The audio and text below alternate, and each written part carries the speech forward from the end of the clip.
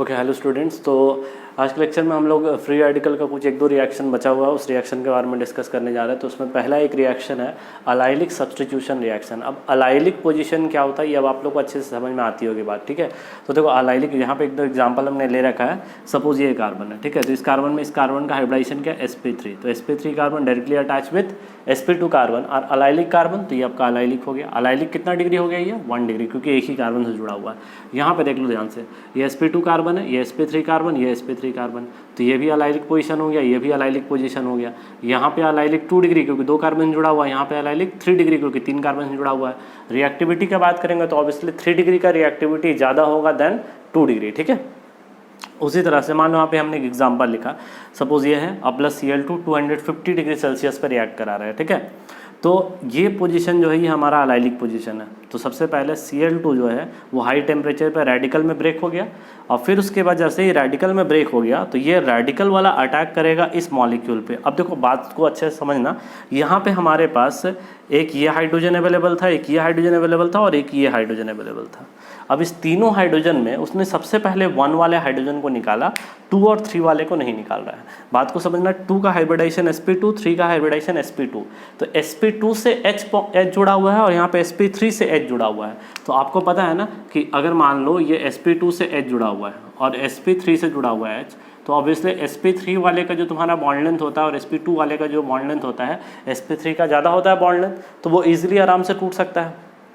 ये पहला रीज़न। और दूसरा रीज़न होता है कि जब यहाँ पे रेडिकल फॉर्म करता है तो वो रेडिकल रेजोनेंस स्टेबलाइज्ड होता है, ठीक है। जैसे यहाँ पे देख लो Cl रेडिकल यहाँ के H को लेके चला गया तो यहाँ पे रेडिकल जनरेट करेगा, क्योंकि यहाँ पे क्या होगा, होमोलाइटिक फिजन। तो होमोलाइटिक फिजन होगा, देखो यहाँ पे हमने होमोलाइटिक फिजन करा रखा है इस तरह से, तो ये होमोलाइटिक फिजन हुआ। तो होमोलाइटिक फिजन होने के कारण हम क्या बोल सकते हैं, इस H को तो ये Cl लेके चला गया और यहाँ पे रेडिकल जनरेट हो गया। रेडिकल जो है वो रेजोनेंस स्टेबलाइज्ड है, देखो लो पाई सिग्मा पाई, ठीक है।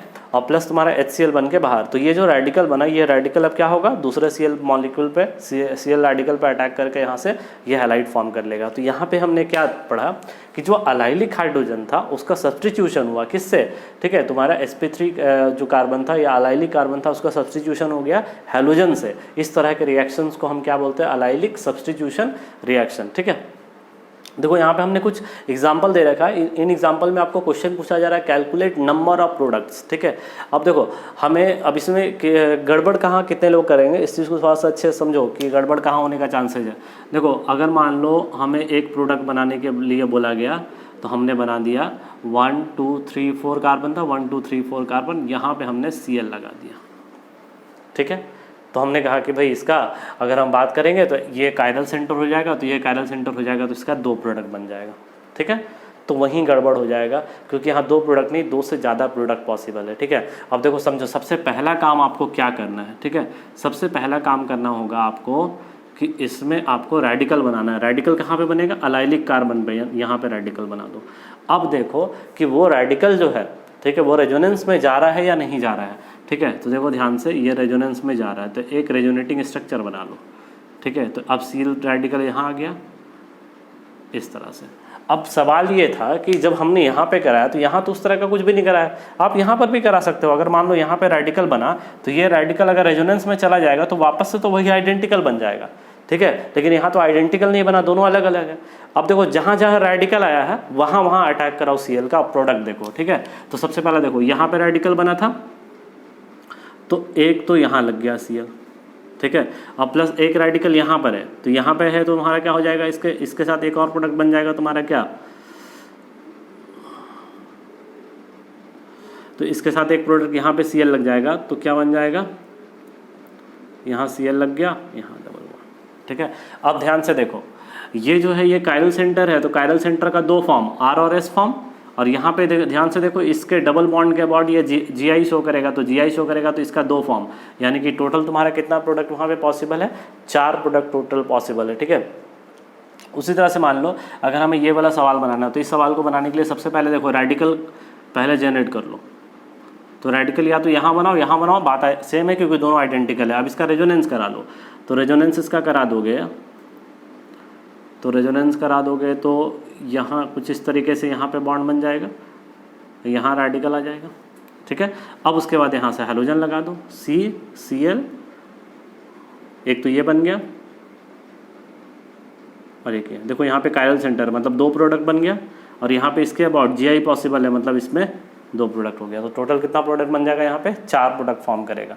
उसी तरह से यहाँ पे Cl2 250 डिग्री सेल्सियस, तो यहाँ पे देखो ध्यान से, ठीक है, एक ये पोजीशन दोनों आइडेंटिकल है, तो कहीं पर भी रेडिकल बना दो और एक ही रेडिकल बनेगा, क्योंकि अगर तुम यहाँ पर रेजोनेंस कराते भी हो तो वापस से आइडेंटिकल बन जाएगा, तो आइडेंटिकल बन जाएगा तो एक ही प्रोडक्ट बन गया, ठीक है। अब यहाँ देखो, यहाँ पे आइडेंटिकल नहीं होगा, ठीक है, क्योंकि यहाँ पे एक आइसोटोपिक कार्बन आ गया, तो सबसे पहले रेडिकल बना दो। एक रेडिकल यहाँ पे बन सकता है मतलब आइसोटोपिक वाले में।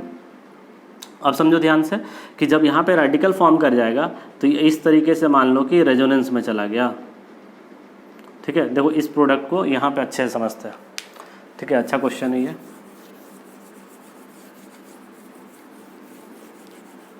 ठीक है। देखो ये आइसोटोपिक कार्बन था, तो हमारा रेडिकल, सबसे पहला काम है हमारा रेडिकल बनाना, तो यहाँ हमने रेडिकल बना दिया, ठीक है, यहाँ इस पोजीशन पे। अब यहाँ पे हमने इसका होमोलाइटिक फिजन कराया, तो होमोलाइटिक फिजन कराने के बाद ध्यान से देखो, ये रेडिकल मिलके यहाँ पे बॉन्ड बना लिया, अब रेडिकल यहाँ पे बन गया, ठीक है। उसके बाद अगला पॉसिबिलिटी क्या है? अगला पॉसिबिलिटी भी बनाएंगे, देखो ध्यान से, ये हमने रेडिकल ले लिया, अब यहाँ पे हमने रेडिकल बनाया था, अब रेडिकल यहाँ पे बना दो, ठीक है। तो अगला पॉसिबिलिटी क्या आ जाएगा?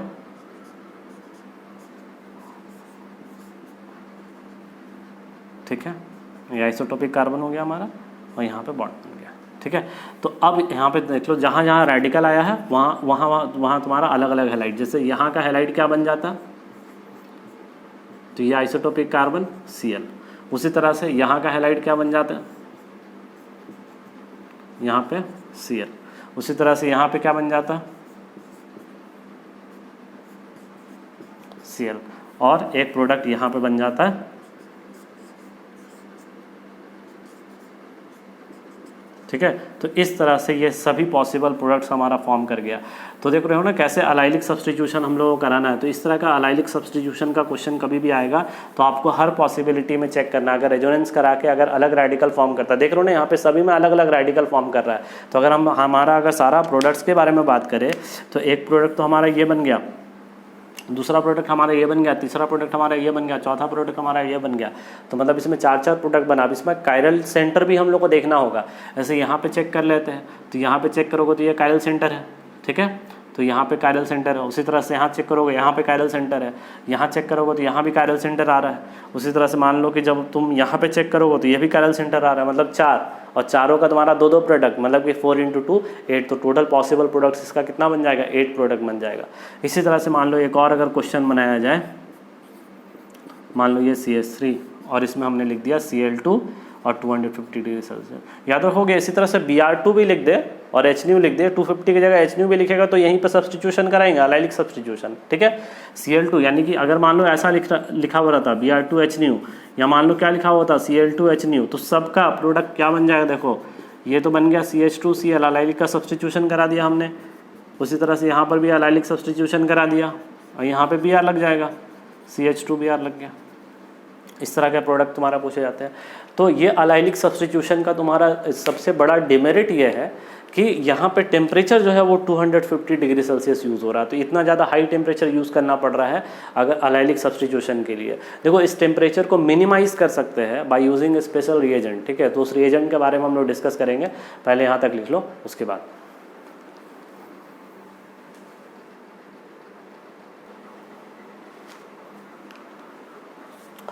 देखो हमने लास्ट क्लास अभी हमने डिस्कस किया कि अलाइलिक सब्स्टिट्यूशन जो होता है, ठीक है, वो अगर मान लो हैलोजन के प्रेजेंस में अगर हम करा रहे हैं तो उसमें टेम्परेचर जो होता है उसका रिक्वायरमेंट काफ़ी ज़्यादा होता है, अबाउट 250 डिग्री सेल्सियस, ठीक है। तो अब देखो वो इतना विग्रस कंडीशन में अगर हम रिएक्शन करा रहे हैं और तब अलाइलिक सब्स्टिट्यूशन हो रहा है, अगर मान लो रिएक्शन को हमें नॉर्मल कंडीशन में कराना है तो हम कैसे कराएंगे, ठीक है। तो नॉर्मल कंडीशन के लिए जो रिएजेंट हम यूज़ करते हैं वो रिएजेंट है हमारा NBS। ये NBS से भी अलाइलिक ब्रोमिनेशन होता है, ठीक है। याद रखोगे इससे क्लोरिनेशन नहीं, इससे सिर्फ अलाइलिक ब्रोमिनेशन होता है। तो NBS का फुल फॉर्म होता है N-ब्रोमोसक्सेनामाइड, ठीक है। तो N-ब्रोमोसक्सेनामाइड का मतलब समझना कि क्या होता है। सबसे पहले हम लोग मान लो सक्सेनिक एसिड की बात करते हैं। तो सक्सेनिक एसिड क्या होता है, सक्सेनिक एसिड होता है COH, उसके बाद 1 2 कार्बन, CH2 CH2 COOH।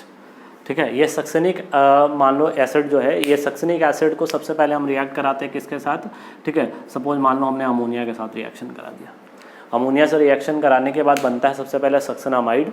ठीक है, सक्सेनामाइड में फिर जो H बचता है उस H को रिप्लेस करते हैं हम Br से, तो हमारा ये बनता है। ठीक है, N ब्रोमो, ठीक है, सक्सेनामाइड, ये NBS, इसी को शॉर्ट में कहते हैं NBS।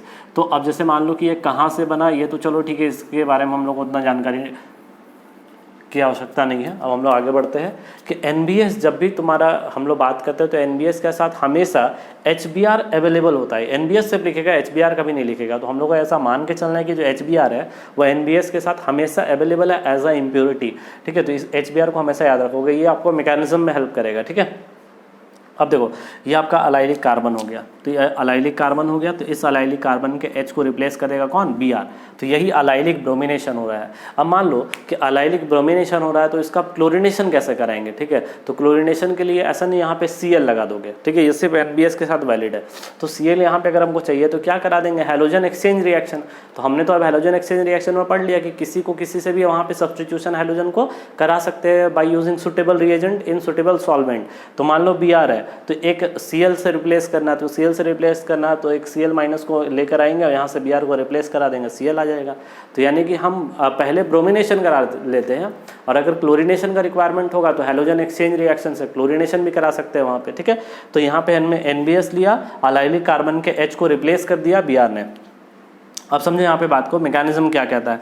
N और Br ऑलमोस्ट इलेक्ट्रोनेगेटिविटी N और Br का जो है सेम है, इसलिए यहाँ पे फ्री रेडिकल के फॉर्म में ये टूट रहा है N dot plus Br dot. ठीक है, तो N dot plus Br dot टूटा। अब यहाँ पे H और Br है। ठीक है, तो यहाँ से Br डॉट और जो तुम्हारा H डॉट, ये Br डॉट है और जो तुम्हारा H डॉट है, तो H डॉट जो होगा वो N डॉट से जाके साथ मिल गया।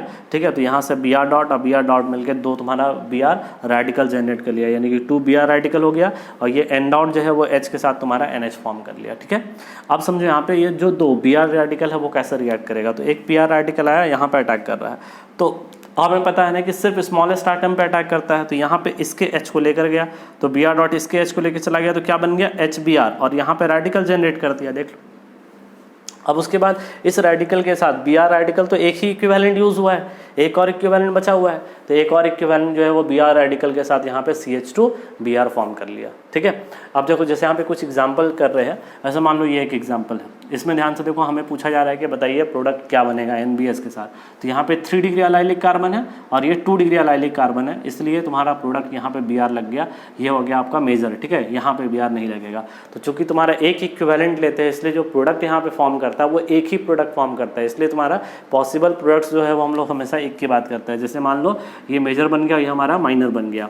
उसी तरह मान लो ये है, अब इसमें सबसे पहले अलाइलिक कार्बन पे रेडिकल बना देंगे, तो अलाइलिक कार्बन पे रेडिकल बना के उसका रेजोनेंस करा लेंगे, तो एक तो यहाँ से लग जाएगा Br और एक Br यहाँ से लग जाएगा, तो 2 Br यहाँ पे लग गया। ठीक है, तो यहाँ तक पहले नोट करो, उसके बाद और कुछ क्वेश्चन है NBS से रिलेटेड वो अभी डिस्कस करेंगे, पहले यहाँ तक नोट करो।